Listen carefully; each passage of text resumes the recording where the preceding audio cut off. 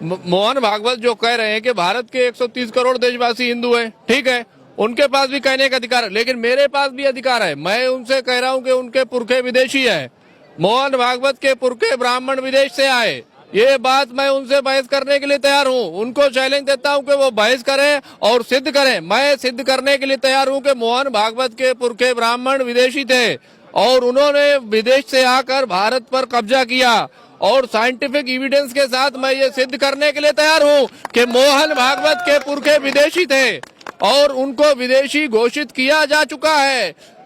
उन 2000 में माइकल बमशाद की रिसर्च हुई है, वॉशिंगटन यूनिवर्सिटी में बायोटेक्नोलॉजी डिपार्टमेंट ने यह सिद्ध किया कि मोहन भागवत के पुरखे विदेशी थे, और ये बात मैं उनसे बहस करके सिद्ध करने के लिए तैयार हूं। बोलो, मोहन भागवत मुझसे बहस करेंगे? मैं मोहन भागवत को कहना चाहता हूं, वो सिद्ध करे कि भारत के 130 करोड़ देशवासी हिंदू नहीं है, क्योंकि वो जो है इस झूठ को छुपा रहे हैं। दूसरी चीज, ये मोदी जी को और अमित शाह को हम लोग ऐसा उल्टा सीधा बोल रहे हैं, जबकि असल टारगेट कोई और है। मोदी जी को तो इन्होंने गाली खाने के लिए रखा हुआ है, जबकि असल टारगेट यहाँ के जो SC, ST, OBC के लोग हैं, इनको गुलाम बनाने का षड्यंत्र है। जब आप देखते हैं कि ईसाइयों पे और सिखों पे और मुसलमानों पे हमला होता है, तो समझ लीजिए कि यहाँ के जो बहुजन समाज है उसके ऊपर हमला हो रहा है, क्योंकि ये लोग नहीं चाहते कि इनको इनके फंडामेंटल राइट्स मिलें।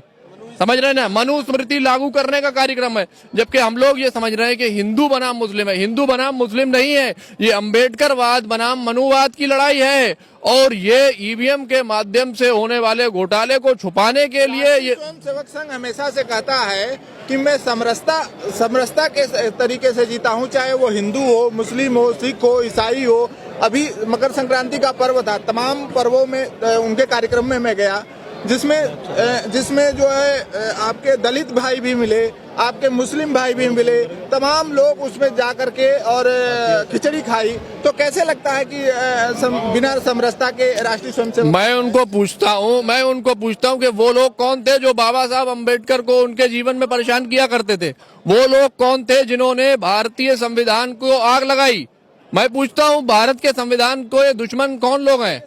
आप जब भारत के संविधान को नहीं मानते और उसके बाद कौन सी समरसता की बात करते हैं? वो लोग तो ये कहते हैं कि हम संविधान को नहीं मानते। संविधान को अगर तुम नहीं मानते तो कौन से समरसता की बात कर रहे हो? तुम भारत के तिरंगे को नहीं लहराते हो, भारत के तिरंगे को तुमने 52 साल तक नहीं लहराया, कौन सी समरसता की बात कर रहे हो? जब तक तुम भारतीय संविधान को नहीं मानोगे और भारत के तिरंगे को नहीं स्वीकार करोगे, तब तक समरसता की सारी बातें झूठी हैं, और इसके लिए तुम्हें भारतीय संविधान को मानना पड़ेगा और स्वीकार करना पड़ेगा कि ये 130 करोड़ देशवासी इसी देश के नागरिक हैं। ये कोई भी धर्म के आधार पर नहीं बना ये देश, इसीलिए हम बार बार कहते। जब महात्मा गांधी उनके कैंप में गए, जी, वहाँ पे उन्होंने देखा कि उन्होंने किसी से पूछा कि भाई आप क्या नाम है आपका? तो आप पूरा नाम बताइए। उन्होंने आधा नाम बताया, पीछे का नाम जो सरनेम होता है उन्होंने बताया नहीं। तो उन्होंने पूछा पूरा नाम बताइए, तो कह रहा हमारे यहाँ तो बस एक ही नाम लिया जाता है, उसका सरनेम नहीं बताया जाता,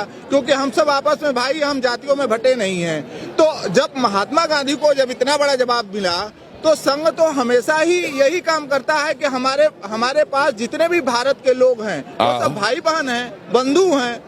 अगर संघ ऐसा कहता है तो मैं संघ को पूछना चाहता हूं कि संघ का जो राष्ट्रीय सर संचालक होता है वो आज तक किसी मुसलमान को क्यों नहीं बनाया?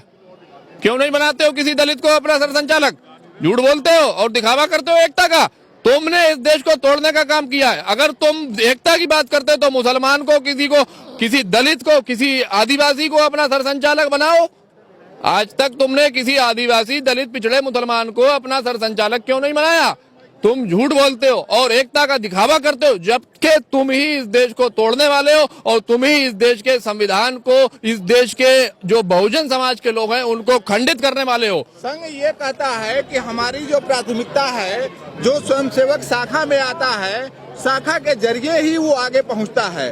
तो आप शाखा में गए नहीं होंगे, इसलिए वो वहां तक पहुंचे नहीं। देखिए, हम उनके जो ग्रंथ हैं हम उसे बहुत अच्छी तरह पढ़ा है, और आप भी पढ़ेंगे तो आप भी उनकी विचारधारा से अच्छी तरह से वाकिफ हो जाएंगे। जब तक आप उनकी विचारधारा को नहीं समझेंगे तब तक आप उस पर अमल नहीं कर सकते। और उनकी विचारधारा बहुत जहरीली है, वो इस देश को गुलाम बनाना चाहते हैं दोबारा से। कह रहे हैं कि हम देश के भारत माता को पूछते हैं, भारत में वसुधैव कुटुंबकम लाना चाहता है। बिल्कुल बिल्कुल बिल्कुल। भारत में सभी भाई बहन एक हैं, वो कहते हैं। मैं कह रहा हूँ, ठीक है ना, बात करते हैं। भारत माता कौन है? ये यहाँ पर जितने आंदोलनकारी माताएं बैठी हुई है, माताएं बने, ये है भारत माता। आए और इनके पांव छुए, आए और इनको समर्थन दें।